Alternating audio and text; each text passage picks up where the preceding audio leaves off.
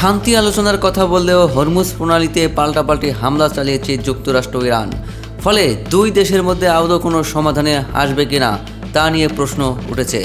যুক্তরাষ্ট্রের হামলাকে যুদ্ধবিরতি লঙ্ঘন হিসেবে দেখছে ইরান, তবে হামলা সত্ত্বেও যুদ্ধবিরতি বলবৎ আছে বলে আশ্বস্ত করেছেন মার্কিন প্রেসিডেন্ট ডোনাল্ড ট্রাম্প। ইরানে যুক্তরাষ্ট্র ইসরায়েলের যৌথ হামলার দশম সপ্তাহ যুদ্ধের জট থেকে বেরিয়ে আসার পথ খুঁজে পাচ্ছে না মার্কিন প্রেসিডেন্ট ডোনাল্ড ট্রাম্প। ভূ রাজনীতি যুক্তরাষ্ট্রের জনপ্রিয়তা কমে যাওয়ার ফাঁদে আটকা পড়েছেন মার্কিন প্রেসিডেন্ট। হরমুজ প্রণালীর ওপর ইরানের কৌশলগত নিয়ন্ত্রণ এবং অপরাধের মাধ্যমে যুক্তরাষ্ট্রের আপোষহীন মনোভাবে সমঝোতার পথ খোলা নিয়ে জটিলতা। এমন পরিস্থিতিতে একদিন আগে তেহরানের সঙ্গে সমঝোতা করার জন্য ইতিবাচক বার্তা দেয় ওয়াশিংটন। এক সপ্তাহের মধ্যে চুক্তি হতে পারে বলেও ইঙ্গিত দিয়েছে ট্রাম্প। এর মধ্যেও বড় পরীক্ষার মধ্যে পড়ল সমঝোতার পথ, কারণ ঘটেছে পাল্টাপাল্টি হামলার ঘটনা। স্থানীয় সময় বৃহস্পতিবার হরমুজ প্রণালীতে দুটি জাহাজ এবং একটি বেসামরিক এলাকায় যুক্তরাষ্ট্র প্রথমে হামলা চালায় বলে অভিযোগ ইরানের।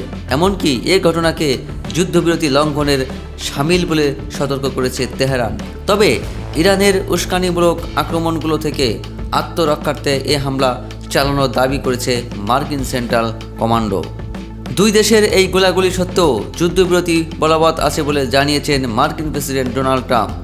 যুক্তরাষ্ট্রের প্রেসিডেন্ট ডোনাল্ড ট্রাম্প বলেন, আলোচনা খুব ভালোভাবে এগোচ্ছে, কিন্তু তাদের বুঝতে হবে যে যদি চুক্তিটা স্বাক্ষরিত না হয় তাহলে তাদের অনেক ভোগান্তি পোহাতে হবে। তারা শান্তি চুক্তিতে স্বাক্ষর করতে চায়, আমার চেয়েও তারা এটাতে স্বাক্ষর করতে অনেক বেশি আগ্রহী। আমরা কোনো প্রতিকূল পরিস্থিতি তৈরি করতে চাইনি, তাই আমরা রাডারটি গুলি করে ভেঙে দেই।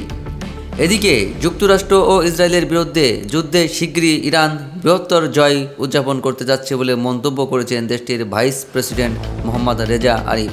বলেন, তেহরানের উপর গত কয়েক বছর ধরে আরোপিত নিষেধাজ্ঞা ওই চাপ দ্রুতই প্রত্যাহার করা হবে।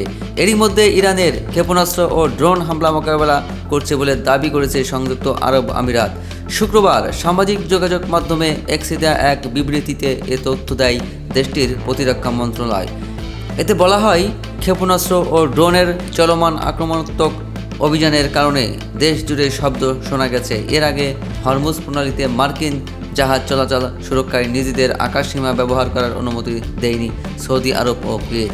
এর ফলে বড় ধাক্কায় পরে স্থগিত হয়ে যায় যুক্তরাষ্ট্রের পরিকল্পিত নৌ অভিযান প্রজেক্ট ফ্রিডম।